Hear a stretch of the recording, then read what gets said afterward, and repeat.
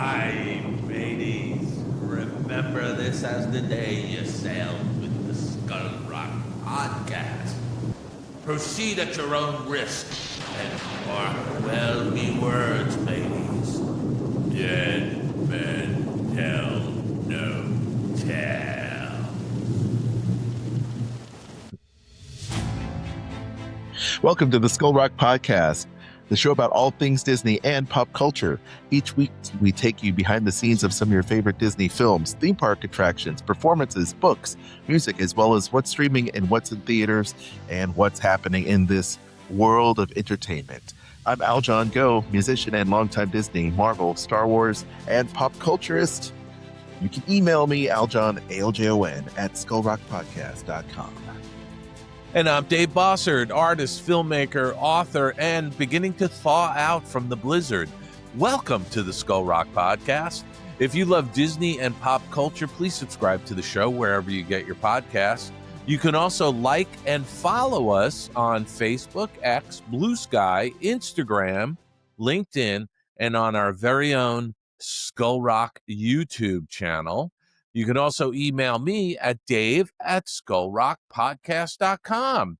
Aljon, it is starting to warm up. The snow is starting to melt away, and I'm excited. Man, Spring is just around the corner. I'm glad for you because I saw that you were in the middle of what was like Hoth season over there in your neck of the woods. Tons of snow, tons of stuff going on, and luckily for us, we just got a little bit of a cold snap. There wasn't a whole lot of anything other than some flurries, and they came and went quickly. So I'm glad everything went well, and you guys are unthawing yourselves. Or thawing. Yeah, and I will tell you that I wound up not leaving the house for 3 days, which was actually fantastic. I was in my office reading. I was doing all kinds of stuff. I got a lot done in those 3 days without having to leave the house. Oh, well, that's good, and I hope you had a lot of your personal stuff there. I mean, there's nothing worse than having to go out and grab a bunch of groceries and things like that during that time, or toilet paper, Lord forbid. We were fully stocked anyway, and so it was never a problem. So it worked out really well. Hey, listen, we've got a great show. We've got part 3 of our interview with animator and storyboard artist Robb Pratt. Yes. Which a lot of people are enjoying. We've gotten some nice notes from folks that we'll go into shortly. But looking forward to it. I just love Robb's enthusiasm, and I think this is really a great interview for people to listen to carefully because it's a tough environment out there right now. It is. In the animation business, and Robb is making his way through it in a really great way. He's really been able to adapt to all these different situations that have popped up in his career and be really great at it. So great stuff with Robb. Looking forward to the next half of this interview. Skull Rock Podcast answers your email. All right, Dave, what's in the mailbag this week? Well, we got an email. It says, Dave, I'm slowly making my way through your past episodes, finally up to January of 2022. Wow, this is amazing. Here's a listener who's just starting, at the beginning and listening to all the interviews. He goes on to say, they are great, and I'm enjoying reliving with you and Aljon the post-COVID opening up. You were right on about the pent-up demand for people traveling to Walt Disney World.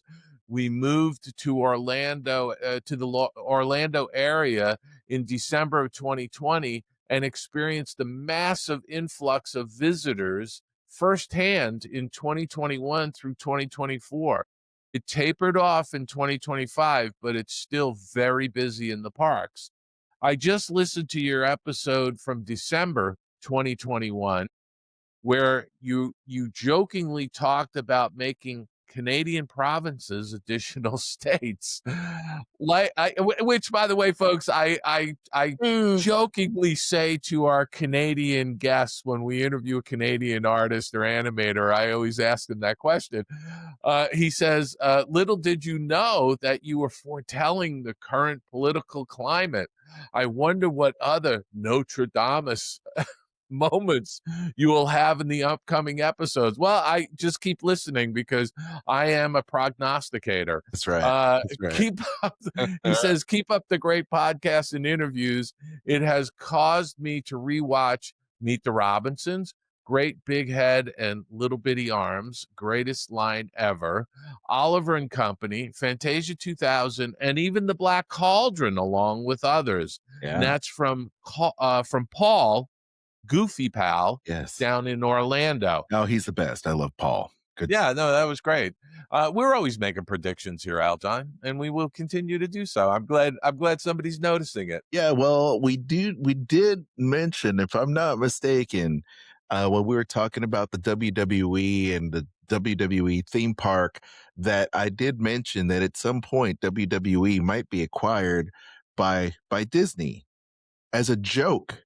And look at where we're at now. WWE premium live events or pay-per-views are now streaming on ESPN Plus and Hulu. And the Disney Plus app. So for a little bit, that is a little bit of truth there. So there you go. Distributed by Disney in some way, shape, form, or fashion, and I think they're going to be probably looking at live, televised rights, vying for Netflix down the road, because live events are still very important. News and sports, I think, are what's going to help keep broadcast television alive. Well, didn't Paramount Skydance, didn't they purchase the UFC? I think they are. I think perhaps they're doing some kind of streaming, and they're doing a live event from the White House, I guess.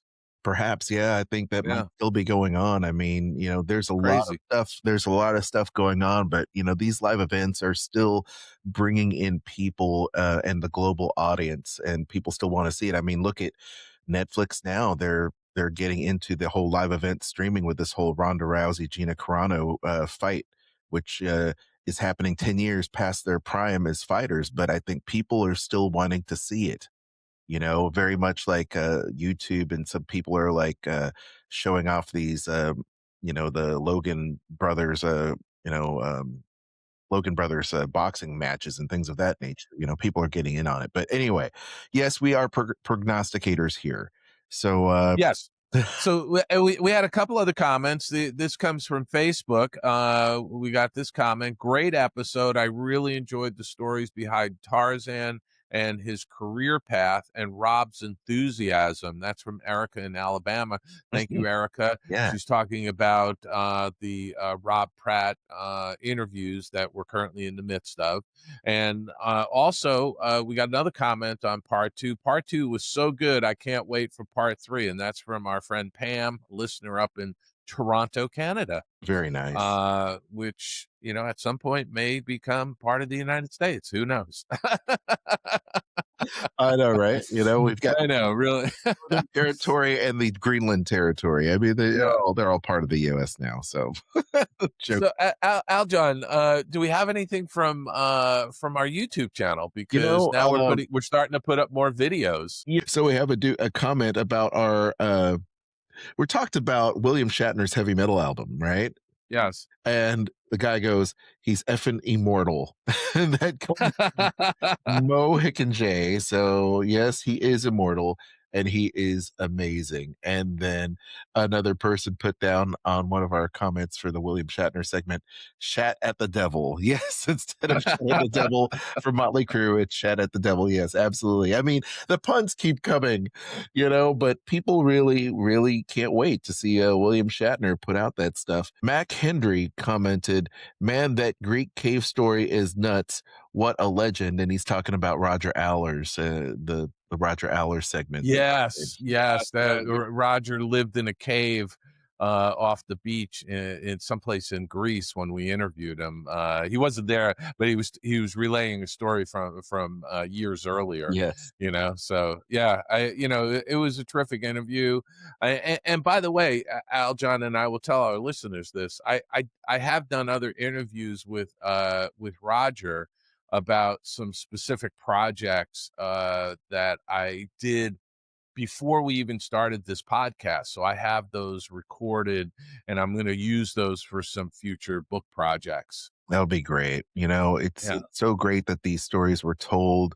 It's very sad when someone like that passes so unexpectedly. But once again, we're at least able to revisit his work and have his stories captured in this podcast, which is why That's we right. exist. It's why we exist. Gang, if you want to send us those emails and comments, we welcome them. Please send us those. We've got our link in our show notes, as well as leaving us voicemails. We'd love to play them in an upcoming episode. And even more, subscribe to our YouTube and leave us those comments. We would appreciate it. And maybe we will read your comment in an upcoming episode. Pam,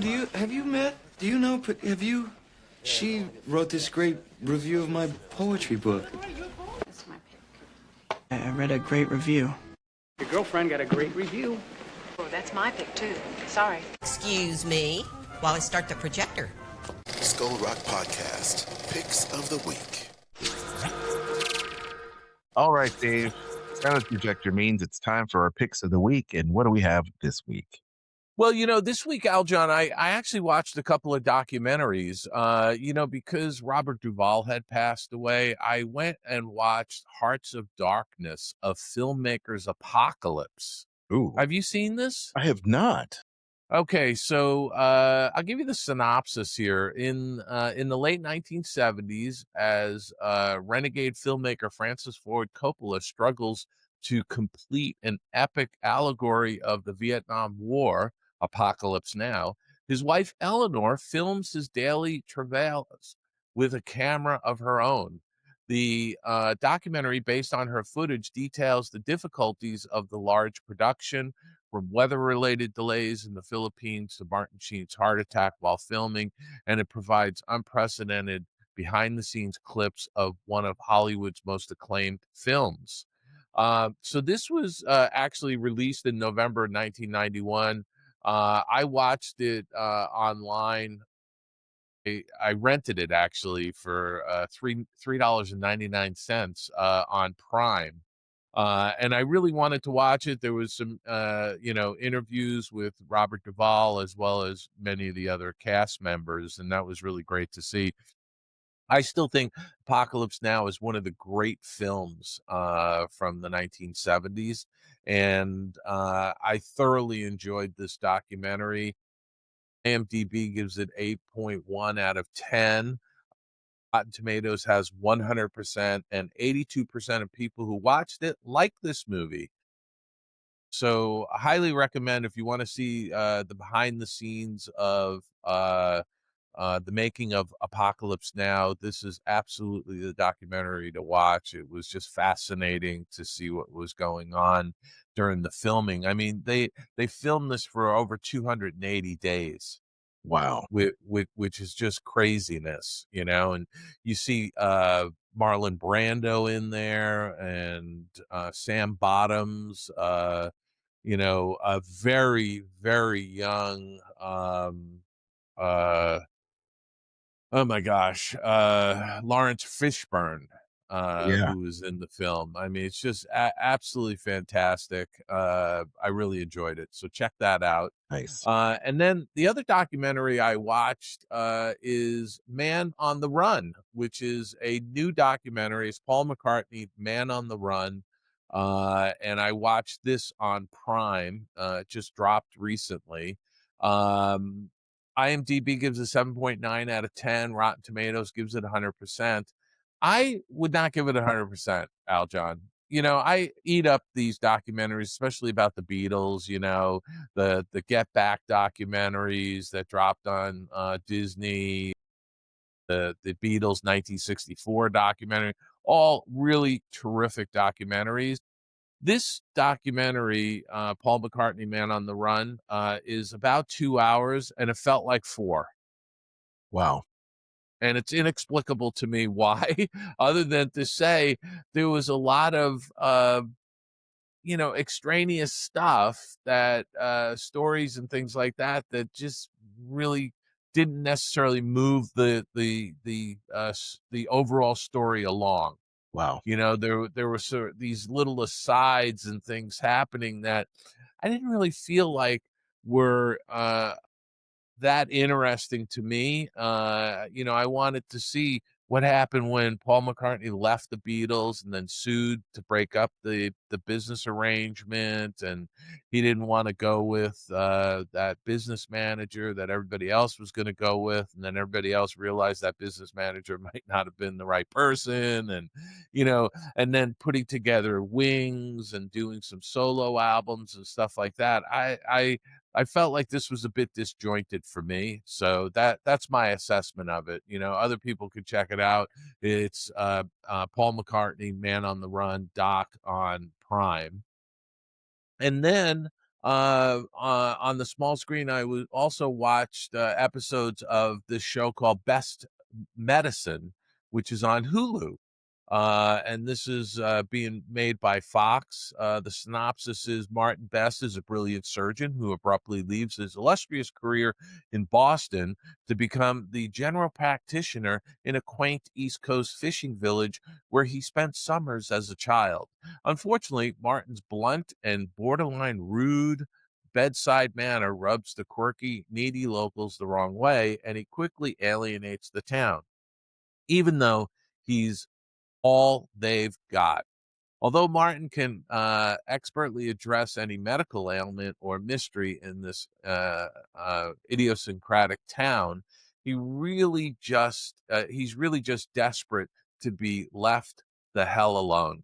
Instead, he keeps getting dragged right smack in the middle of their personal chaos, feuds, and fantasies.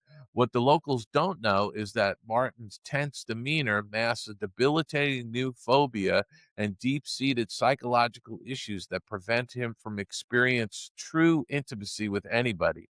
But tenacity is the creed of everyone in this small village, and the people who live there may be exactly what the doctor ordered. This stars Josh Charles as Dr. Martin Best. You may remember him from he was in The Good Wife as one of the lawyers. Hmm. And he was in Dead Poet Society, and he's a very recognizable actor.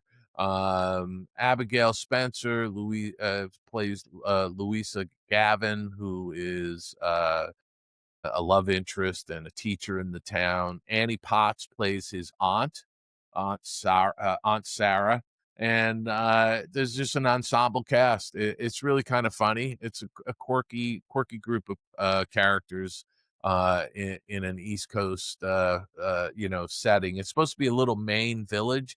It's actually shot in a small town on the Hudson River in upstate New York. There you go. So you can check that out on Hulu. It's got 77% on Rotten Tomatoes, 6.3 out of 10 on IMDb. I actually enjoyed it. It's just a quirky little show. Nice. And then finally on Hulu, I've been catching up on some episodes of Animal Control. It's in its fourth season. It stars Joel McHale, as well as Grace Palmer, Ella Lovell, Michael Rowland, Ravi Patel. It's, again, another great ensemble cast. And that show has just been picked up for season 5 at Fox. So it has 6.9% out of 10 on IMDb, 60% on Rotten Tomatoes, and 66% like this TV show. It's a funny little sitcom. I enjoy it. So that's what I've been watching, Aljon. What have you been watching? Well, this week has been a pretty light week for me, I will say, but I did catch up on my episodes of Law & Order SVU, which has gone 27 seasons, Dave. I can't believe. My God. 27 seasons. It's insane, but it's still great. Still love it. Still great. Also, I checked out the new Mortal Kombat trailer, And Mortal Kombat to me is a special piece of my life because, Dave, I worked in an arcade. I don't know if you knew that about me. No, I did not know that. Yeah. So when I was leaving high school and going to college, I spent some time working the bumper boats and the arcade and putt-putt golf. So it was a multi-entertainment place, not bad for a teenager to work. And I ended up, and during that time, and actually, several years working in college too, by the way, um, it was a great time because I fell in love with video games. Growing up, I never really had video games. I had an Odyssey too because my parents thought, I'll get my son. I won't get him an Atari. I'm going to get him a learning machine so we can do math problems together. So that'll be great. But at any rate, I fell in love with Mortal Kombat because we had it there, and we had a Mortal Kombat um, movie that kind of cashed in on this whole video game. It was super popular. 1995 is when it came out. It's PG-13, and it's still one of the best um, video game movie franchises that happened during that time of video game movies back in the 90s. Smart Earthlings must win a martial arts battle in another dimension or see their world enslaved, which is a high stakes kind of campy special effects kung fu movie romp, which takes Enter the Dragon meets Star Wars kind of mentality, right? These outworlders are coming in, and this kung fu tournament happens to and if all the Earthlings win, they get the Earth and they get to hang on to it for another generation or two. So it's a pretty campy thing. And the new and so yes, I love the film. It still stands great today. The effects are campy, early CGI, but it is fun in all the right ways. In all the right ways, a good Jean-Claude Van Damme movie is. It's over the top action, and the new Mortal Kombat 2 trailer, which happens to come out, a nice tie in there with Carl Urban playing Johnny Cage coming out. This is going to be the film that makes up for the last Mortal Kombat film that happened a couple years ago with characters that weren't quite as fleshed out as you would think from a video game that has stood several generations now since the 90s. So I'm looking forward to the new Mortal Kombat. But having said that, I recall the one that came out a couple of years ago did a face plant. Didn't do very well. It wasn't that good. And Mortal Kombat 2021 came out during the pandemic. It had a lot of good things working out for them, but I would say 50-50. You had a surrogate character that was new, that nobody that plays Mortal Kombat knows who this person is, and it was written in just to be the perspective of the people that want to see the film, when the studio should have said the name Mortal Kombat means the hardcore people are going to come out and see it. If the other people come out and see a great kung fu movie, that's awesome. It's a great kung fu action movie. But if you don't speak to the fan base that you're banking on to come to that movie, seeing the characters from the video game, you're going to fall flat on your face. And that's where they fail. They fail because they're trying to be too serious and too dark. They're trying to do Christopher Nolan to Mortal Kombat, and it is not that film at all. It is campy. Right. It is schlocky, and it needs to be that way. So anyway, I also saw, because the kids are getting ready to go to Disney with me for their spring break, we saw Star Wars Return of the Jedi. They love this movie so much. And it's great to rewatch it again with their eyes, as you've heard in episodes prior. It's always great to revisit the Star Wars movies. And you talk about sense of humor. There is something about the sense of humor in these films, whether it's a gag physical comedy, whether it's just a couple just lines, especially Harrison Ford's delivery, which is so nonchalant. He delivers it like, I'm Han Solo. I just don't care. I don't care. And he throws these lines out there, and the comedic timing is just spot on. It's so good. And so Return of the Jedi, once again, a great rewatch. And the kids love Lego Star Wars, Rebuild the Galaxy. I haven't seen it before, but I found myself chuckling, laughing out loud, because they write certain lines and throwbacks to the films that will just make you laugh out loud. It's so well written. and a love letter to Star Wars fans, old and new. So I recommend checking out Lego Star Wars Rebuild the Galaxy. It's got a cast of characters from the films as well as from animation. And it is a nerf herder who discovers an artifact that twists the Star Wars universe, swapping the roles of heroes and villains. So Darth Vader's a good guy and he's dressed in white, and Luke Skywalker is not good. So it's very interesting how they kind of change roles and how these people are going to make it right. So if you want it for a good laugh, it's a good 30-minute watch. Check it out on Disney Plus. Lego Star Wars Rebuild the Galaxy. It's a fun kid show. So that is what I've been watching. What have you been watching? Let us know, and we'll check it out in a future episode. Like me, they spend all their time studying pop culture that Halliday was obsessed with. I'm really interested in what I like to call pop culture news. People know that in 22 minutes they can get their fast, fun pop culture fix. Skull Rock Podcast. This week in Disney and pop culture. The box office. See, I thought it was the year of the horse. It is it is the year of the horse. The flaming horse. It is in the zodiac of the Chinese calendar, but it is the year of the goat right now, as that goat movie reclaims a top spot with a strong $17 million weekend, cutting out Wuthering Heights, which dropped sharply but still delivered $14.2 million as it crossed the 60 million domestic mark. How about that, Wuthering Heights? Newcomer, I Can Only Imagine 2 opened respectively at 8 million, and holdovers like Crime 101, Send Help, and Solo Mio continue to contribute steadily to mid-tier earnings in an otherwise post-holiday frame. Dave, how about that? Very cool stuff. A softer post-holiday frame. Softer post-holiday frame.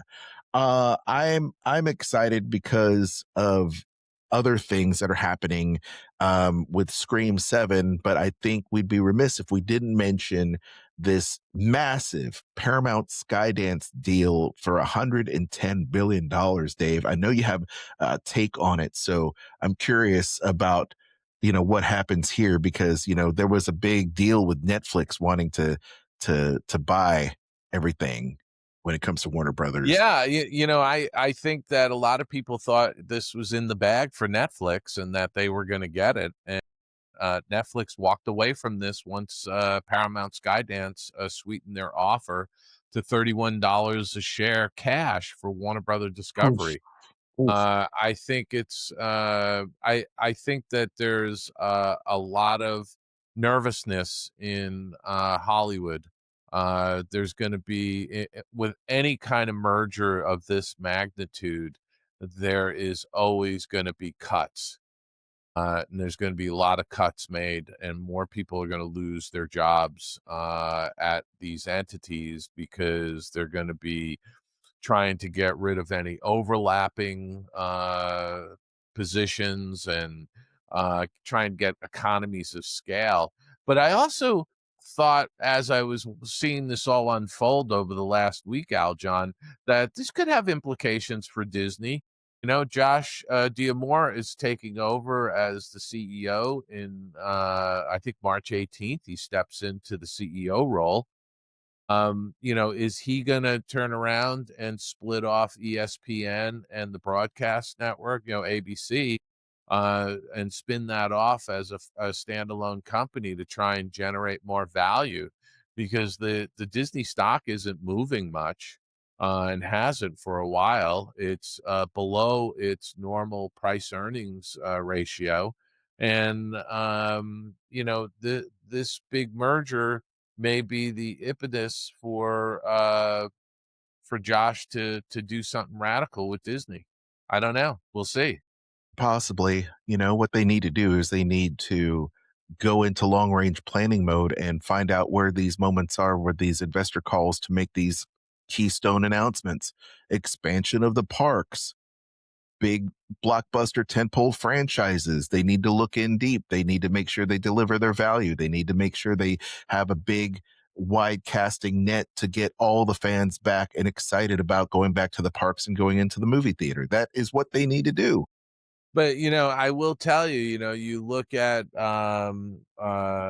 Universal, and Comcast Universal, and they just spun off their networks and cable properties into a standalone company, right? So you had them do it, right? And my feeling is that Disney's going to have to look at doing something similar with the ESPN and uh, ABC and they're all of those units. They should be rolled up into a single entity, a standalone company.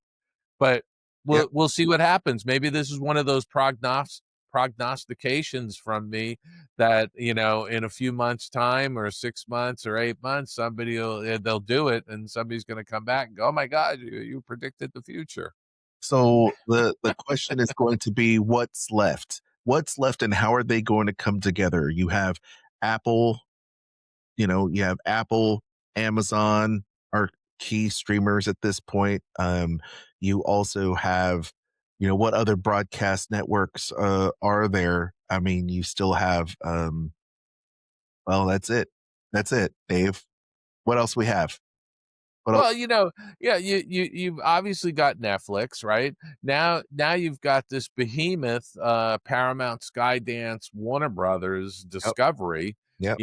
and the fact that now two major studios in town in Los Angeles, the Paramount studio lot and now the storied Warner Brothers studio lot, are all going to fall under one ownership, I think you Sony know? I think Sony and Apple probably there's going to be some fighting for Sony.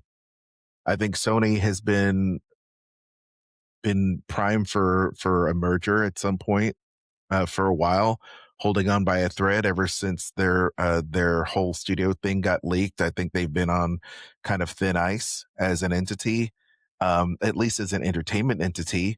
The technology entity is completely separate. Not only that, but the gaming division seems to be the only division making money for that company right now, other than technology. And Well, they have purposely sat out getting into streaming. They're focusing on licensing yep, their library, yep. and that's fine. But now that Paramount Skydance is going to own Warner Brothers Discovery, are they going to bundle all of the HBO, Paramount Plus, Discovery, all the cable channels, CBS, all of that, is that going to all get bundled into, a standalone company? Yeah. It's going to be interesting to see how this all plays out. But the one thing for sure is that there is going to be a reduction of jobs at Warner Brother Discovery as they go through. And, you got at Warner Brothers, you got the Cartoon Network, and over at Paramount Skydance, you got Nickelodeon. Right? So, are those going to get merged? Are they going to say we only need one, kids thing? I don't know. It's going to be interesting to see what happens there. Anyway, a lot of shifting sands in the coming months. I can't wait to see what happens. I can't wait. Yeah. Hey, by the way, did you know Robert Downey Jr. was named godparent of the Disney Adventure ship? Did you see that? No, I did not know that. So yes, he's going to be giving its blessing here. I just wanted to drop that in there because his video is so hilarious. Robert Is Downey. is he going to be cracking the bottle of champagne on the bow? I believe so. I believe he's going to be there to help, because Marvel is such a big part of the Disney company now. Sure. And, he has the brand new Avengers Assemble live stage production that's happening there on the cruise ship. And we have Avengers movies that are coming out over the next year. So it's going to be really cool to see. And Robert looks like he's having a good time. I just wanted to put that in there. And now, Dave, Scream 7. Can you believe here we are, Scream 7, one of my favorite franchises of all because I'm such a huge horror movie fan. Scream 7 is searing up records with 60 million plus in the U.S. opening for Paramount. They're doing a little bit of a victory lap before all this went down with Netflix. and Warner Brothers. But Spyglass's pick, Better Than Ever, expected launch gives Dave Ellison's Paramount Skydance additional reason to celebrate after prevailing its bid to Warner Brothers Discovery when Netflix bowed out. That is the headline from the Hollywood Reporter. And this to me is great. I mean, I'm hoping that they're back to making what Scream is. Nev Campbell is back in tow, which is great after she set out the last installment, which was okay. By the way, you can find that on streaming.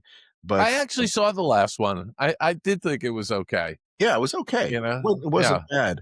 But they're looking to have to bring back this franchise, and it's really, really difficult to look at sequels, especially those that, now are in their seventh iteration, Dave, seventh iteration, almost 30 years of Scream, seemingly back from, the 90s. It's crazy to think that. But the story follows Sydney Campbell as she returns to her small town with her daughter, Isabel May, only soon to cross paths with a new ghost face killer. The girl is named Tatum, the same name as Rose McGowan's character in the 1996 Scream, who was murdered. This is going to be interesting. I can't wait to check it out, but it's going to be hard to move past these legacy characters. Jamie Lee Curtis, it was hard for them to move past that in the Halloween franchise. So we'll see how Scream 7 kind of rolls up, and I hope. Well, I got to tell you, this is like Fast and Furious. What are they on, 10 or 11 or 12? On the sequels. I think in a couple of years we'll be talking about Scream 10. So yeah, oh yeah, for sure, absolutely. Well, let's see, gang. We also have here the Guild of Music Awards happened recently, and Sinners is a big winner at the 2026 Guild of Music Supervisors Award. And you know how much I love this movie, Dave. I don't know if we got a chance to check it out, but the film won for Best Music Supervision in a major budget film, while Oscar nominated I Lied to You won Best Original Song as well. This is Michael B. Jordan's one of his, I guess, greatest films, because he plays twin brothers, and they kind of get locked into this juke joint that they've invested in, and the vampires come out to play. And what starts off as a period piece ends up being a crazy vampire hunter film at the very end. And it is a great, great film. And a lot of people say this is just a great film, and the soundtrack and the Guild of Music, I'm glad they recognize that, because the music was amazing in this movie. I don't know if you saw it, Dave, but hopefully get a chance to catch up and see it. Yes. So speaking of music, Dave, Rock Hall nominees are out.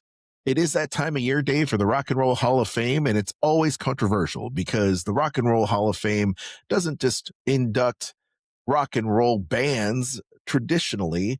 It's for all music or pop music. Inductees for this year include the likes of Mariah Carey, Lauryn Hill of the Fugees, Oasis, Pink, Phil Collins, and Shakira. Among the superstars vying for a nomination, also on the ballot this year, are the Black Crowes, Jeff Buckley, Melissa Etheridge, Billy Idol, INXS, Iron Maiden, Joy Division, New Order, New Edition, Sade, Luther Vandross, and the Wu-Tang Clan.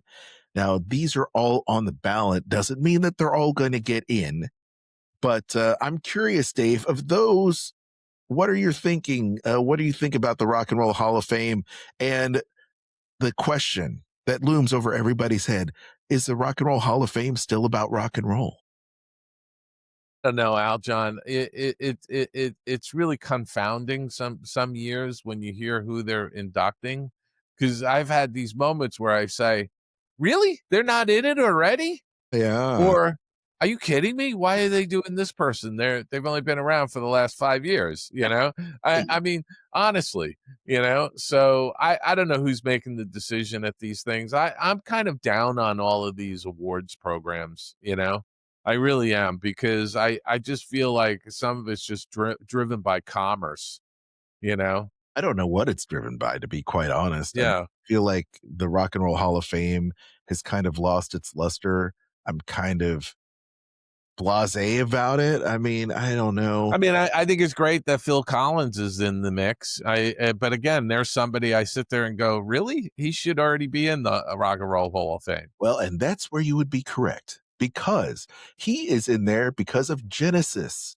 Because of Genesis, Yes. but as an individual, he still should have been in there already. Yeah, no, he's not as an individual. I mean, for crying out loud, just the Tarzan soundtrack alone should have put him into it. No, he's the king of soundtracks, much like Elton John for Disney. Yeah. So these artists reach Rock and Roll Hall eligibility when their debut recording turns 25 years old. So this year's class recordings had to be released in 2001 or earlier.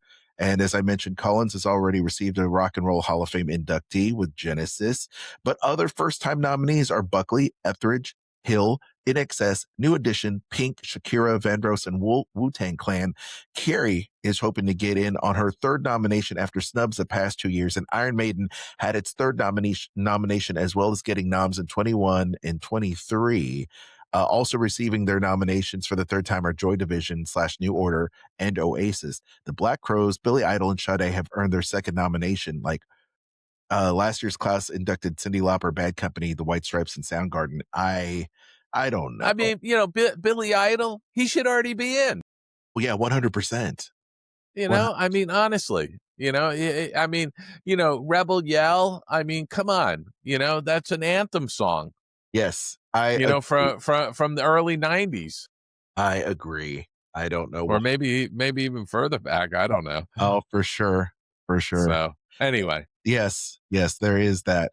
And okay, well, right now it is time for Skull Rock Podcast. You're like that little arrow on your hat, straight and shining, and that's the way I'll always remember you. I'll always remember you. I'll always remember you. I'll always remember you, Sharon. They hang you, I'll always remember you. In memoriam. I had to throw in some of those movie clips. I love it. I think it's fantastic. Love those. Change it up a little bit here. Okay. Well, Dave, we do have some notable passings. Just the other day, February 27th, at the age of 86, legendary singer-songwriter behind Calendar Girl, Neil Sedaka, passed away. I know Neil Sedaka because of Breaking Up Is Hard to Do. It was one of the songs growing up. Of course, he leaves a legacy of decades-long music and hits. Dave, what do you remember about Neil Sedaka? Something, he has such a vast catalog of songs. It's unbelievable. Yes. Because, he's not only one of these performers who's out there, he was out there touring for many years and performing on television variety shows and stuff like that, but he was also writing songs for so many incredible artists. Yeah, absolutely. So I mean, he just leaves an unbelievable musical legacy. I hope he was in the Rock and Roll Hall of Fame already. You would think. I mean, he's got like over 500 songs. What a catalog! Just dozens and dozens of hits from the 60s and 70s. And just crazy. But once again, just an incredible life. Yeah, no, I mean, here's an individual that's going to be remembered for generations because of those 500 plus songs that he's written and he performed and he wrote for so many other artists. Those are going to be covered by, future bands and people that are going to cherry pick some of the things and breathe new life into them. It's so great that he leaves this kind of a musical legacy behind. Classics never go out of style, and neither will Neil Sedaka. There you go. Having said that, Bobby J. Brown, who portrayed the Baltimore cop Bobby Brown on HBO's The Wire, passed away of being caught in a barn fire. This was insanity when I read this because he was 62 years old and he died in a barn fire on his property. He was trying to, I guess he was trying to save a vehicle or something and got caught in this barn fire and he died of smoke inhalation. Oh my goodness. I mean, senseless. Unbelievable. Yes. Whatever was in that barn, let it burn. Yes, it's not worth your life. According to the Hollywood Reporter, Brown's daughter told TMZ her father died of smoke inhalation after he was attempting to jumpstart a vehicle and the barn became engulfed in flames. Oh, my goodness. Oh, what tragedy. Just terrible. Terrible. What tragedy. All right, Dave. Father Knows Best, one of my favorite classic TV shows. Lauren Chapin passes away at the age of 80. She played the young daughter, Kitty. Yes. And that's 6 seasons of it. It says life hasn't always been easy for the actress, according to Hollywood Reporter. She's been dealing with a lot of things in her life: abuse, jail sentences, several miscarriages, a divorce, a battle with cancer. Just incredible. Yeah, again, this is one of those stories of a child actor who didn't do well after their acting career ended. Yeah. Well, rest in peace to Lauren Chapin, and revisit those Father Knows Best episodes are some of my favorites growing up for sure. And how about this? John Wheeler, actor and singer known for Star Trek and an iconic McDonald's commercial, dies at the age of 95. You might know that face once again from the various projects he's been on, from the Dukes of Hazzard to Lucille Ball, playing alongside Lucille Ball and Francis Fisher and Desi Arnaz in Lucy and Desi Before the Laughter. And that's in 1991. And it was also part of Star Trek with Mark Leonard Sarek, who I love. That's Spock's dad, by the way, on the second season of Star Trek called Journey to Babel. So how about that? And I'm trying to see the part where he was doing stuff with McDonald's, Dave.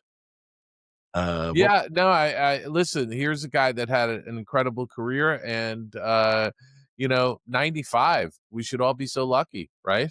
Absolutely. Oh, yes. He choreographed a musical commercial, Grab a Bucket and Mop. Wheeler appears in a white shirt and tie as McDonald's manager, showing off his strong tenor voice alongside John Amos and Robert Ridgely and others. And wow, man. Well, what a great life, Rest in peace at the age of 95, John Wheeler. Yeah, familiar face. Again, you might not know the name, but you see his picture and you go, oh, yeah, I've seen that guy in a ton of stuff. Yeah, I may have to start putting their picture in the screen share here so that people watching our show can see the face. So having said that, Dave, rest in peace to all. And now it's time for our interview of the week. This is Robb Pratt, and this is part 3. Animator, storyboard artist Robb Pratt. Enjoy. Sit down and relax and enjoy this interview right here on Skull Rock Podcast. Let's do it. Hey, let's chat. Let's chat afterwards. Let's chat. And he said, let's chat again. Skull Rock Podcast. Interview time.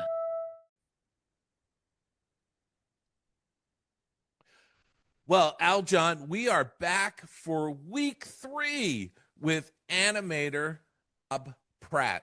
Robb, welcome back to the Skull Rock Podcast. Oh, thanks for having me. It's so fun. Yeah, no, this has been a really fun conversation. I've really been enjoying talking with you.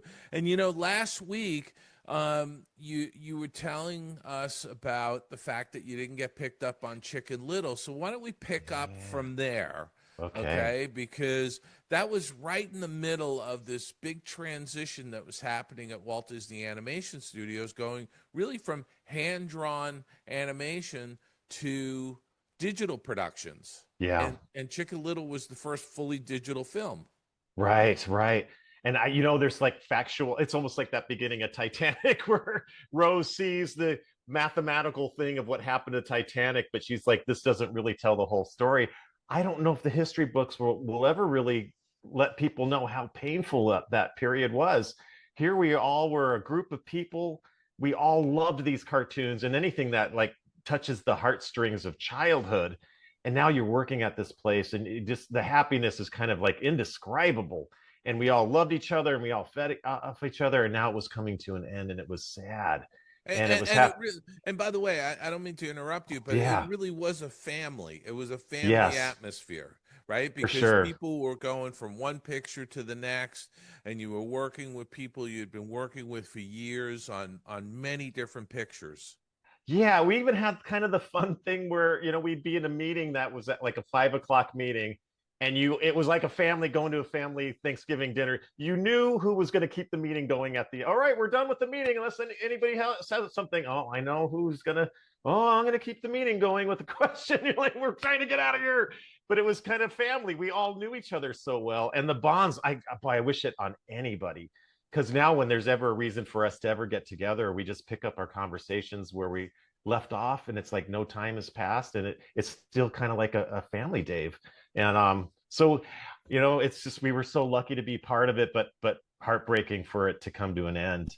Well, and the old saying, all good things must come to an end, because the world, if there's one constant, we all know it's change. Right. There's always things changing.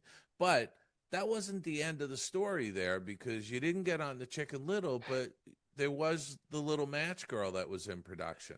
Yeah, because Fantasia was something that, maybe a lot of your audience already knows this, but at least from my point of view, the studio wasn't really super excited to do this Fantasia idea. It was very personal to Walt that he thought it'd be evolving.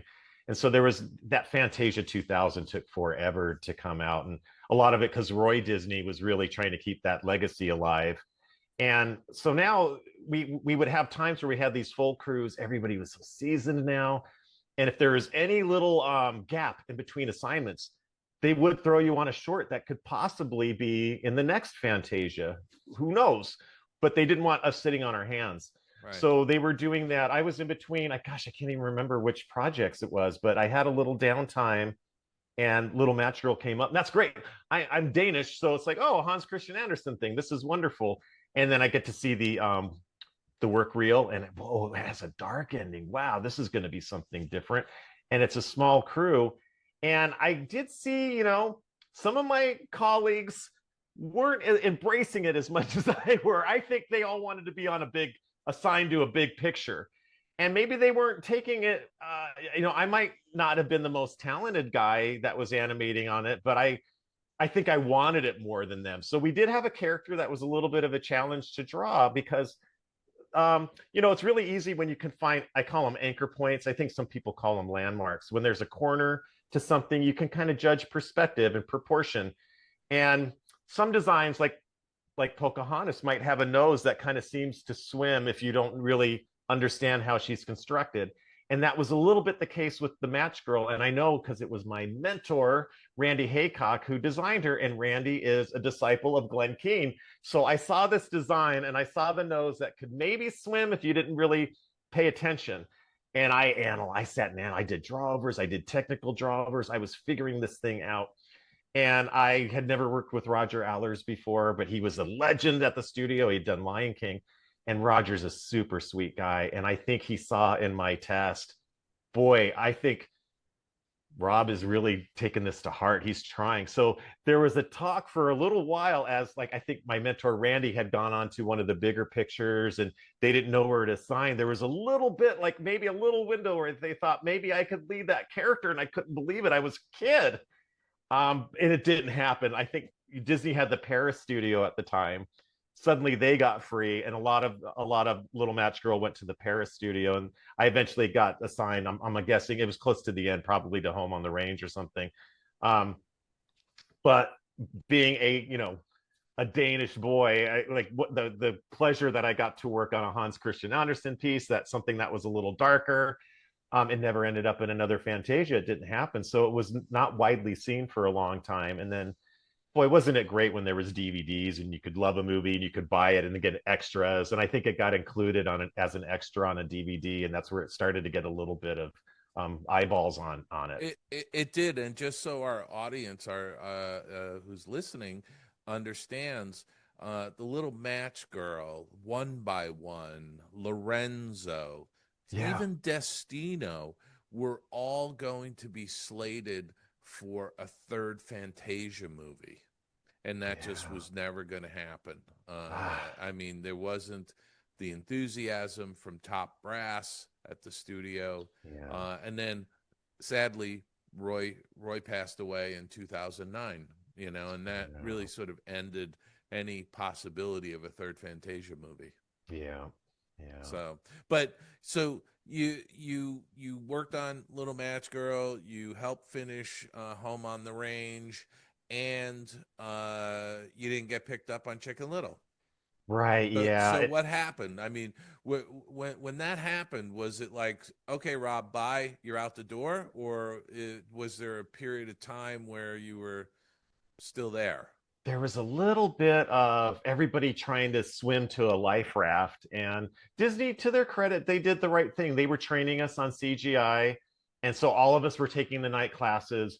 But we all knew, I think there must have been something like 70 animators, and the team got really big, and we knew there weren't going to be that many slots. So we're all friends and family, and we're competing with each other for the remaining jobs. Yeah. So there was that to do CG, and then there was getting into the story departments where you could still draw. So I was doing both. I was kind of trying to hedge my bets. And then I kind of mentioned on our last episode how I worked on Poser, and I got a Superman model that just didn't pan out.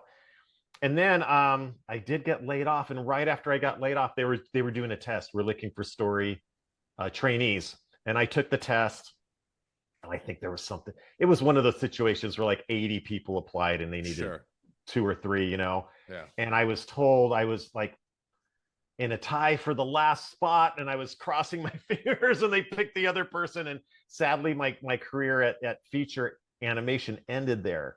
Yeah. And I still love the company. I love the history of the company. So I looked around, and of course I immediately went to Disney TVA, and they were doing a lot of great stuff then. They were doing that show Kim Possible, which I thought was a gorgeous show. Mm-hmm. So I just kind of took my portfolio across the street onto the main lot and just wandered around and introduced myself to people. And I started getting freelance boards there, but I really did not know how to storyboard. And as I was learning, I know this now, my time then, I thought, well, I know how to draw, and I know how to read a script. I'll just draw what the script says. And then you find out, no, Rob, you have to go all the way back to the beginning. There's a screen language. You need to know screen language. So I struggled mightily. And now I'm 10 years older. Now I have a couple kids. It's harder. I did go to Nickelodeon for about 8 months on Danny Phantom. And I was struggling. Now I'm part of the union. When they want to fire you, they have to go through, there's certain rules to protect the artist. They've got to give you 3 written notices and meet with the producer and give you a chance, like give you the notice, like you're not cutting it, and here's what you need to do. And then if you're not cutting it, you'll get a second one, you'll get a third one. Well, I had gotten my first like pink notice. The executive producer wants to talk to you. And here I was working until 2, 3 in the morning. I was a younger guy back then, but I had my family at home, and it wasn't for lack of effort. I just didn't know screen language. And I could draw, but I was doing horribly. And Butch Hartman was the showrunner on that show, the creator of Danny Phantom. And for a while, and I can say this because I've had the conversation with Butch. Butch was a villain in my life. I was coming home every night and complaining to my wife how hard Butch was, and Butch was demanding. And no, it was really because Butch was staying up until 2 or 3 in the morning fixing my stuff, and he kind of had it. And so he was going to give me this notice. And but I got lucky at Nickelodeon. We had office mates, and a new office mate, Shant Nigagosian, became another mentor of mine because he moved in. And I said, I don't know how long we're going to be office mates. I just got this pink notice, and I talked to the EP, and I'm not cutting it. And Shant was just a tough love guy. He's just really no kit gloves with him. And he's like, let me see your boards. Well, what the hell F are you doing here? You can't cut from this to that. And I go, yeah, I don't know. Yeah, this is a jump cut. What are you doing? Yeah, that's what Butch was telling me, but I don't know what a jump cut was. And Butch was so angry, I didn't want to admit it.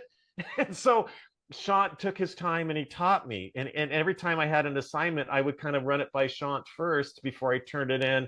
And in that few months, I learned how to storyboard, and he turned on all the light bulbs. And even though Shant was a little bit younger than me, we grew up on the same movies of Indiana Jones and Star Wars and Superman. So I had a TV in our office, and I would watch it, and I would see something that Shant taught me about motivating a camera move. It's motivated by movement.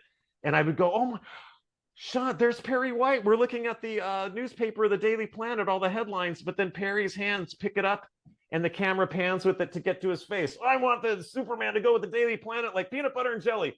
I go, that was a motivated cut, Shant. That's what you were telling me.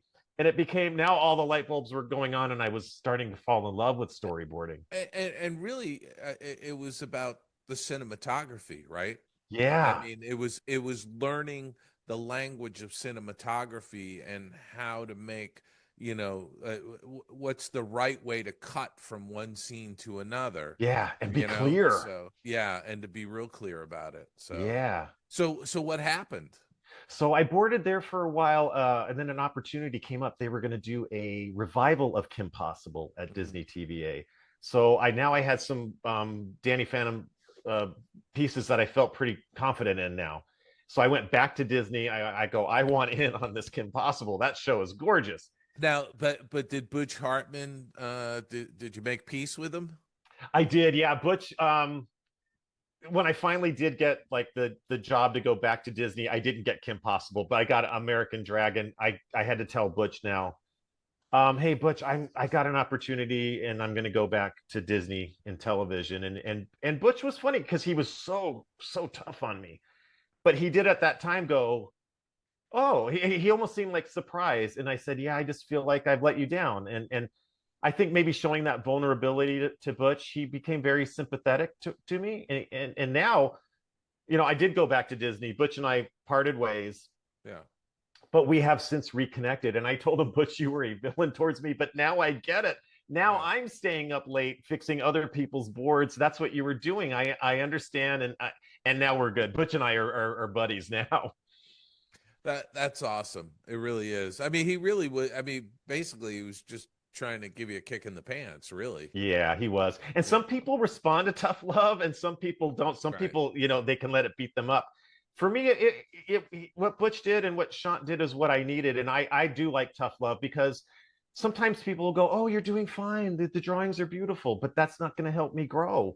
Just give me the hard news. Just let me have it, and I will be hurt for a day or two, but I will learn from it. Yeah, yeah. And so, what happened next? You went on to.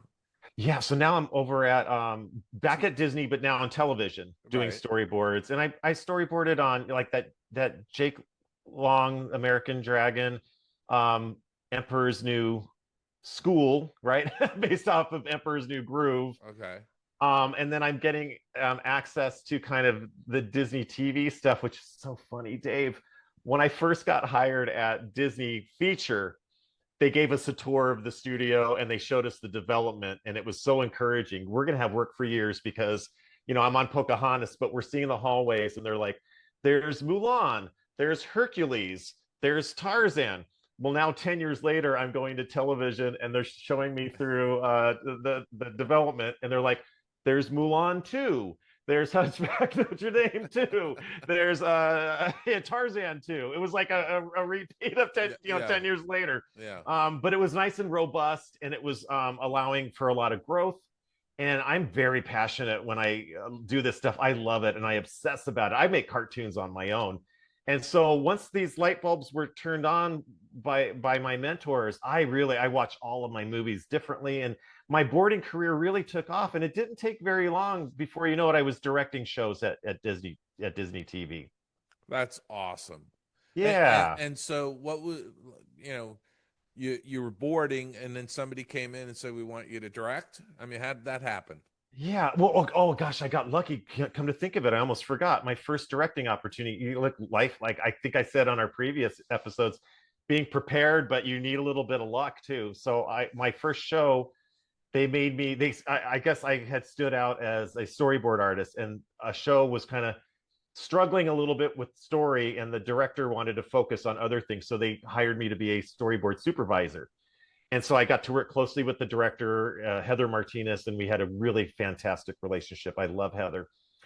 And Heather, not planned, I don't know, was now going to become a mother. And so she was going to have to leave the show. And I had developed a trust with her and a great relationship.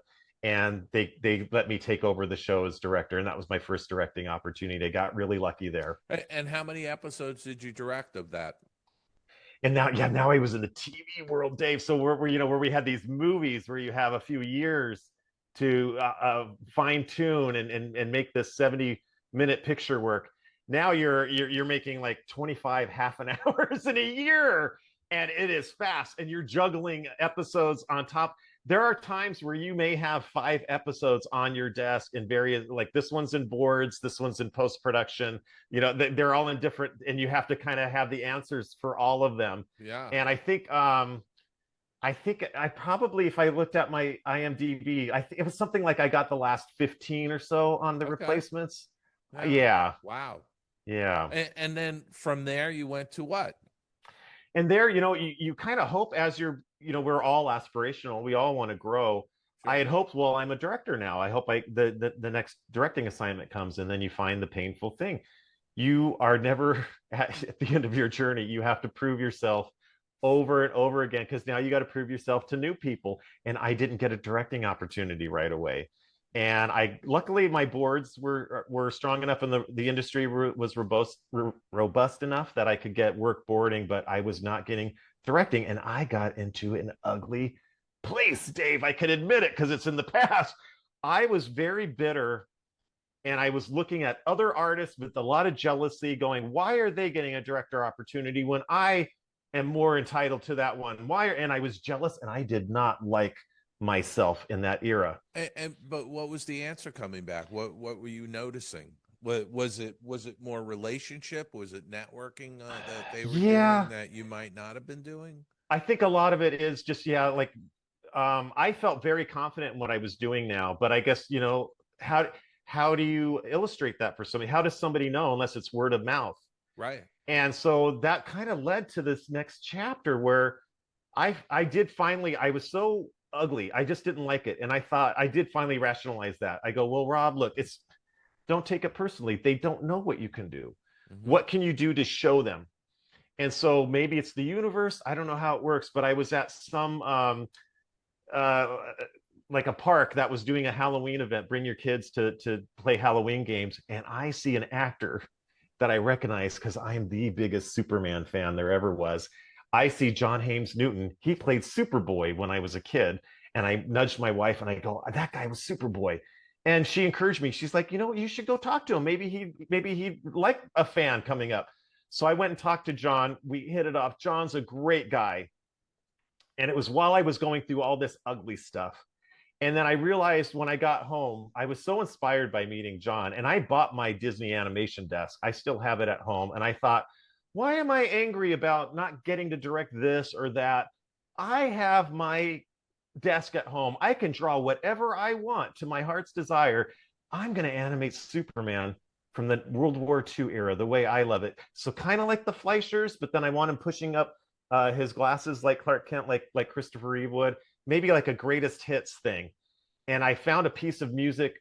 Boy, John Williams is great. And that John Williams Superman is great. But I found a 1-minute piece of music from the Saturday matinee serials, the Kirk Allen Supermans. Mm-hmm. It was 1 minute. And I thought, what if I do a Fantasia thing? It's funny we're talking about Fantasia.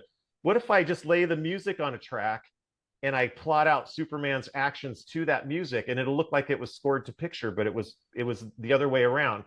And then John and I hit it so well, we had exchanged phone numbers, and I kind of had him over for dinner, and I was showing him what I was going to do, and I was winding up my pitch to ask him. But before I could even ask him, John said, I'll voice Superman for you. And now I have to do it. I've got John Newton. So, and his lovely wife, Jennifer, great actress too. She could be Lois Lane. So I recorded their voices. I got this game plan. I made an animatic. Now that I've been boarding for a while, I made an animatic, plotted out to that music. My storyboards were really scratchy for me because they only had to communicate to me. They didn't have to communicate to a production. Sure. And so now things were going well. And, I found out, like, boy, it really helped in so many ways. It helped with the frustration at work. Like, oh, I don't get to work maybe what I want to, or in the capacity I want to. But that's fine. They're paying me. They're paying me. I'll do whatever note they want. I don't need to get upset about any notes. I'm getting paid, because then when I get home, I can do it the way I want. I want Superman in those silly red underwears.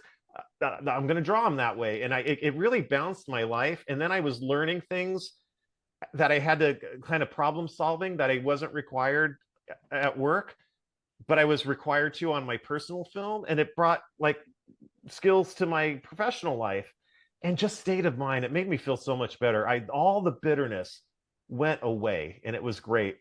And I spent about a year on this thing because I could only work at night. I had two small kids, and I didn't want to miss out on them growing up. So I spent all the time with them, and it wasn't until they went to sleep that I went into my studio and turned the light on, and I could work.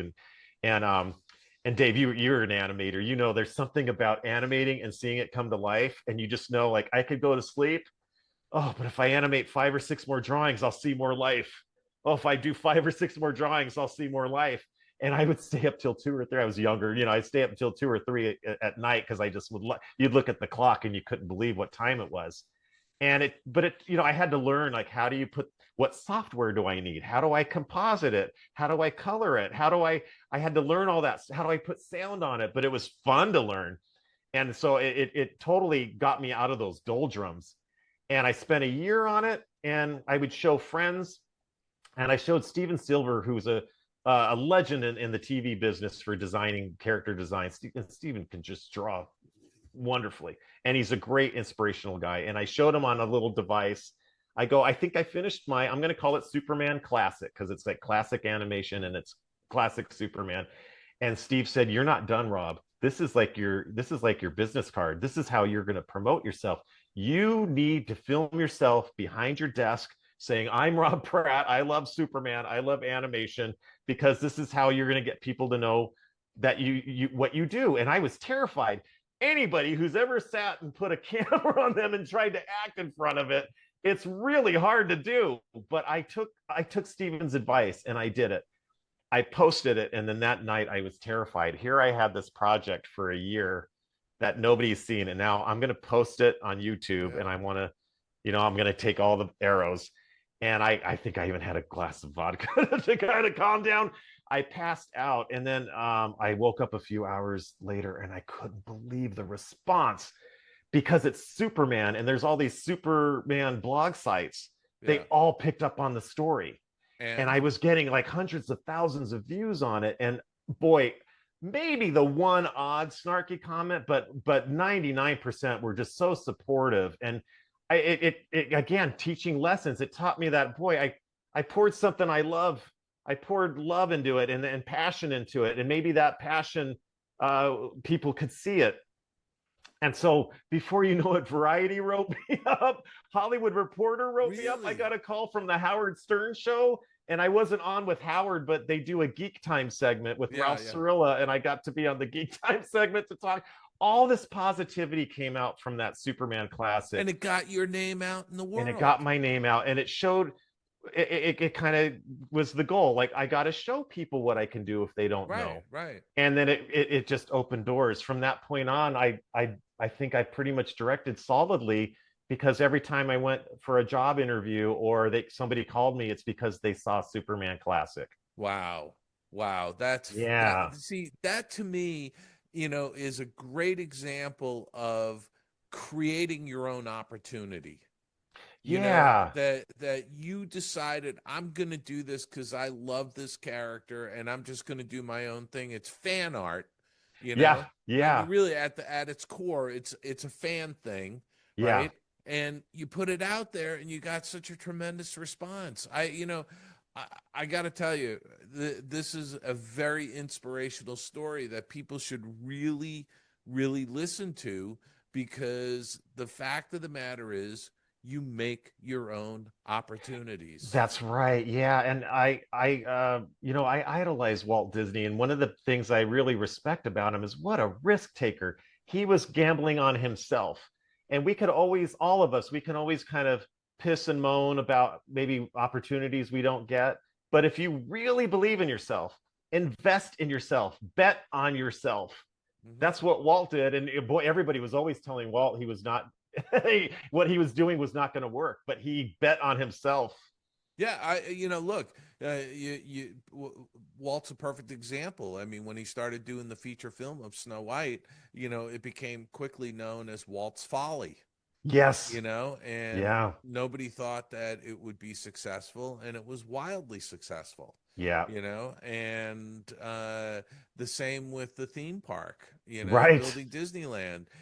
People in the industry thought he was crazy for not having a midway with carnival barkers and games that are rigged and, Right. taking money from people. And that's the opposite of what Walt wanted, Yeah. So, I think it's such a key thing for artists today to understand is that they have to create their own opportunities. Yeah. They can't just sit there and say, "Oh, someday I'd like to do my own short."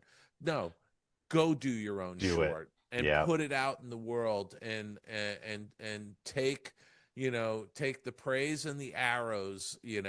That's right. And like you said, there's going to be snarky comments. There's people out there who all they want to do is tear other people down. That's right.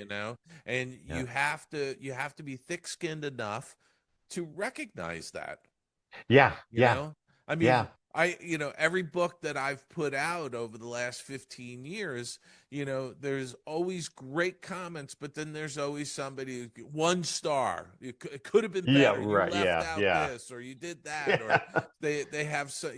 I've read comments where I thought to myself, this person didn't even read the book. Right. Yeah. It's like the line from the Sinatra song, right? Some people get their kicks stomping on a dream. That's just how they are. That's exactly it. And you have to make yourself impervious to that stuff. Yeah, that's right. You have to just get it in your head that those people are out there. And if you see something like that, just brush it aside, because it's the genuine comments, the ones where the people have seen the film or read the book or whatever it is, and they're giving you high praise. Yeah, that's right. Which that's is right. really nice. Yeah. So basically, since then, you've been directing solidly. Yeah. One interview was great because again, combination of luck and then just how things roll. I had a gap where I knew I was going to go to Elena of Avalor, which is a Disney Junior show, Disney Latina Princess. I had the gig lined up, but it wasn't going to be for like 6 months. Right. So I just did freelance during that time. And then out of the blue, somebody called and said, "Oh, hey, they're going to be doing these Bugs Bunny shorts at Warner Brothers. Your name came up." Oh my God, I love Bugs Bunny. Bugs Bunny is my hero. And I went to the interview, and the interview was, it was 3 or 4 folks, and one of them, there was a big screen in the room, and they said, "Well, here's what Rob does," and they put Superman Classic on.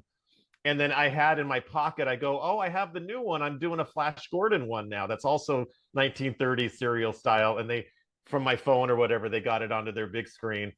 And I didn't have to go home and wait for the phone to ring. They hired me at the interview. It went great. That's sweet, man. I did these Bugs Bunny shorts for, and there was a new design, but in my boards, I was boarding, Chuck Jones, 1950s Bugs. Sure. And I got to write them, and I got to, they had a bunch of shorts that had kind of stumbled, and they said, "Can you take them over and kind of rearrange?" And it was a super fun job. I just wish it could have gone longer. It got to the point where now Elena of Avalor was calling, and I had to go there. So then I went to Elena Avalor for that. That was a nice 5-year run on that show. Wow. And then that led to another junior show, Firebuds, where I got to be a supervising director, now supervise other directors. Sure. And that ended a few months ago. And right now I'm not directing. I'm still doing boards freelance, but I do want to take it another step from Superman Classic, and I did call Flash Gordon. I called that Flash Gordon Classic as well. It's nice to get all the attention, and it's great, but I did reconcile that I'm kind of using a crutch. Somebody had to do the hard work of inventing Superman. It took those boys 10 years to get Superman out there. And I'm kind of doing the shortcut. And they sold it for what, $137? I know, huh? Holy mackerel! And so I felt like I'm climbing on at the finish line after they've done all the hard work. Sure. And same thing with Flash Gordon. I love George Lucas. I'm a Star Wars kid. George wanted to do a big screen Flash Gordon. Dino De Laurentiis beat him to the film rights, so George couldn't do it, and he made Star Wars. Thank goodness. Now we have Yoda, we have Darth Vader, we have the Force and lightsabers. Yeah. So what I'm trying to do now is focus on doing original stuff. And it is hard. It's like pushing a boulder up a hill. You can't get eyeballs. It's hard, but I'm trying. Yeah. But through all of this, putting myself out there, when I post on social media, I just post art. I don't really post personal things. I Sure. like to connect with other artists. Yeah. And so now I connected with a pop artist named Des Taylor in England.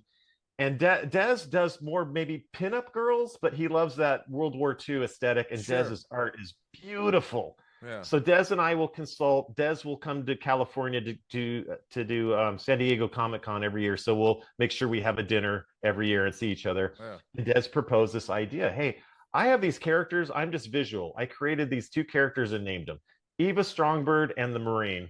And they're World War II era like you like, Rob, but I don't have anything else. Do you want to partner on this? Like Lucas and Spielberg partnered on Indiana Jones. And I had just gone to a great seminar at Disney. We had a guest speaker that was teaching us comedy in story, but he broke down story in a real, just by accident, the way the room was going. And he said, look, if you're struggling with your story, go back to basics. Like when we're cavemen, we tell a story because we went through an experience, we learned something. Usually we change. The character is different from the beginning and the end. And so I got that that bug was in my head, and it made me look at Back to the Future a certain way, and the Reeves Superman movie. What are the themes of those movies, and how do they get to them? And I just obsessed because I love this stuff. So I told Des, okay, I want to do it. I've written some Bugs Bunny shorts, but I want to write this graphic novel, and I'm going to write it as a 90-page in case someday we can ever make it an animated film. So we've been working on this for years, and I do find collaborating when you're not working on your own, it can take longer because you have to agree with each other. When you're alone, you can sort it and you don't have to run it by anybody. It's taken longer than I'd like because Des and I have to make sure we get on the same page. But he drew this Eva Strongbird. She looks like a Veronica Lake, just beautiful platinum blonde. The Marine almost looks like, I said we got to veer a little bit away. He looks a little bit like Mr. Incredible. He's got a mask. Oh, Des doesn't know why, but he put a mask. But we had to kind of figure out what is their which story. is also like the Spirit. He looks a lot like the Spirit. Yeah. I said, can we give him some Indiana Jones scruff or something to differentiate him? So now I kind of been plotting out, like I figured out, okay, here's the theme. Here's what the characters need to learn. Let's do it in 3 acts. Kind of, I would write it in beats, and then I'd go to script, and the beats would get longer. I'd run them by Des. Des would be great giving me kind of, oh, here's a plot thing that really happened in World War II that might fit into our story. And so we kind of made this graphic novel. And 2 months ago, we did a Kickstarter for part 1 of it'll be 2 parts. And we launched it, and the Kickstarter went fantastically. Awesome. When you do a Kickstarter, you kind of have to set your price. Yeah. And if you don't hit it, you get nothing. Right. But you can go over it. We shot well over it. So Des, it's one thing that's great having a partner. Des is doing all the work of, like, he's printing it. He has to get print proofs. He's going to be packaging it. It's wonderful to have that partnership. And while he's doing that, I'm getting part 2 of the book ready. But we already know where the climax is going. Like, we know where the story is. We know the climax for the characters. Now it's fleshing it in, and I'll do storyboards to help Des visualize it. Des has to do the hard thing of, I kind of storyboard it like it's a movie, but Des has to make it work in comic book form. Sure. But it's another challenge, and it's a way of not using a crutch of, it could have been great to do another Superman or an Indiana Jones one even, or something, but I think I want to follow my hero, George Lucas, and instead of doing a Flash Gordon, I want to make my new thing. And it may not get the immediate attention that the other ones got, but I think the attention that we're getting is already more rewarding. Yeah, but because your Kickstarter has been so successful so far, right? Yeah. You've already got an audience building, so that's a good thing. Yeah. And again, another opportunity, Rob, of creating your own opportunities here. That's right. And doing these things, Yeah, we can all get frustrated, like, where the industry is going. I wish they made this kind of movie. I wish they would do that. Well, okay, we're gonna do it. We're gonna make our Steven Spielberg inspired adventure movie that we all wanted to see. What I'd like to do, because we're starting to bump up against time, is I want to pick up next week talking about the state of the industry. What you're doing now. I know you're working on, this thing, this graphic novel, and you got the Kickstarter, but you're also doing storyboards, you're also directing and all these things. But I also let's be real about the industry and talk a little bit about that, okay? For sure. So with that, Rob, I'm going to say thanks for being on the Skull Rock podcast. We'll see you back here next week, and we're going to wrap up our conversation with you. Okay. Thank you. Thank you. Let's get out of here! Come on, Scotty, let's get out of here. Let's get out of here. Let's get out of here. Let's get out of here, Lieutenant. All right, Dave. Another one in the can, and so happy to start to wrap things up. I think we have another section with Robb Pratt coming up. Do we not? Yeah, we have a part 4 coming up. I mean, it's been a really great conversation with him, and I just, again, very positive, upbeat individual, and very enthusiastic. I love it. Again, I highly recommend people listen to what he's doing to create work for himself. Yes. And stay busy in this environment. Again, it's a tough environment out there across the entertainment industry. I mean, the sands are shifting everywhere, but it's really about, looking for those opportunities. And I've always said, Aljon, anytime there's major change going on, there's upheaval, there is opportunities for people. And you just have to be able to look for those opportunities and know what to look for. And, I did a whole lecture at CTN last November about, thriving in a chaotic situation, where there's upheaval. I may turn that into a little pamphlet or something at some point for people. Absolutely. Because I really believe if you're just getting together with other industry professionals and sitting around a coffee house complaining about no work, you're dead in the water. You should be out there looking for opportunities, and they're all around you. And Robb is a perfect example of that. So I can't wait for people to hear part 4. A lot of great hustle in that guy for sure. Yeah. Things happen for himself, and hopefully you'll be motivated to do something as well. But that's why you're listening to this show, right? I know that's why you're listening. Because you love the energy, you love the information, you love the personality, you love Dave. And if you love us so much, please. And you love Aljon. You love Aljon. Oh, okay. Thanks, Dave. Checks in the mail. If you love us that much, be sure to give us a subscribe everywhere you listen to podcasts. All the social medias out there. We're there. We're going to have some help. So that's going to be great. I can't wait to get some help on the social media front. You can also send us those emails. We would appreciate it. Links in the show notes. Don't forget to check me out every single week on this show, but also on Instagram. I post every now and again, so do it. Aljon Go on Instagram. You can also check out just our other podcast that I host with my wife, Kristen, and Kat or Corey. We talk about Disney food. It's called Dining at Disney Podcast. Every single week, we have videos on YouTube. Please check that out. And I'll do a shout out for Skull Rock Podcast on YouTube. Those shorts are fun. You check them out, subscribe to it, leave us those comments. As I said, Skull Rock Podcast on YouTube. Link in the show notes. And a big shout out to our friends at Sorcerer Radio at srsounds.com. All Disney music, all day long at srsounds.com. Dave? Well, Aljon, I'm only a couple of friends away from 4,000 friends on my Facebook page. Good. How's awesome. that? I love it. So I would just say to people, if you're not subscribed to my Facebook page, you should be. Yes.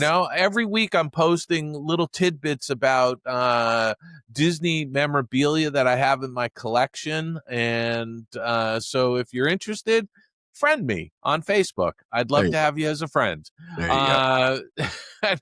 I sit there. I'm excited about crossing 4,000. I know there's people out there that 5, 6, 7,000 friends, but you know what? I'm very choosy about my friends. Okay, there you go. So there you go.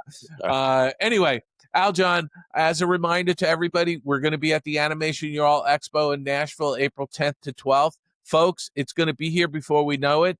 The tickets are going fast. I talked to Tony Bancroft last week, and they have added a ton of tickets, but they're going fast. So if you haven't decided to go to this Animation Expo, you need to do it. If you live in the Midwest, you're in Chicago, you're in the Southeast, you're on the Mid-Atlantic, it's an easy drive to Nashville, and it won't disappoint. There's going to be a lot of master classes going on.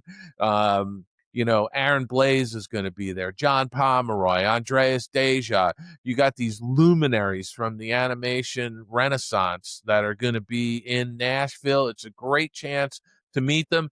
By the way, I know all these people. They're friendly. You can walk up to them and say hi. They're not going to bark or bite you. You know what I mean? So this is a great place to chat with people and build a network of contacts. So Animation Y'all Expo, Nashville, April 10th to 12th. Aljon and I are going to be putting together a show, and we'd love to hear from listeners and meet you in person. We're going to have some swag to give away. I know that I already have I've stockpiled some Skull Rock hot sauce. So we're going to have more bottles of Skull Rock hot sauce to go. So with that, you can also hear me monthly on the Tunes Behind the Tunes on SiriusXM Disney Hits, Channel 133. I have no idea what the song is going to be for March, so I'll tell you next week when we're on the show. Okay?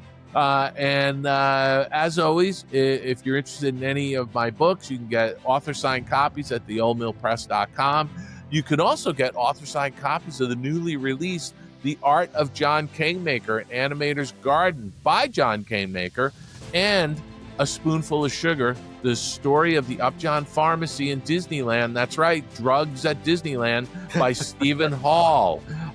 So you can check those out. And, of course, you can always go to my website, davidbossert.com. There's plenty of free content there. There's free articles to read. There's free stuff that you could send away for. That's right, free, Free, free stuff. So with that, Aljon, I'm going to say to everybody, go out, have a fantastic week. We're going to be springing our clocks forward next week. There's just so much crazy stuff going on. So go out, have a fantastic week, and we'll see you back here next week, right here on the Skull Rock Podcast.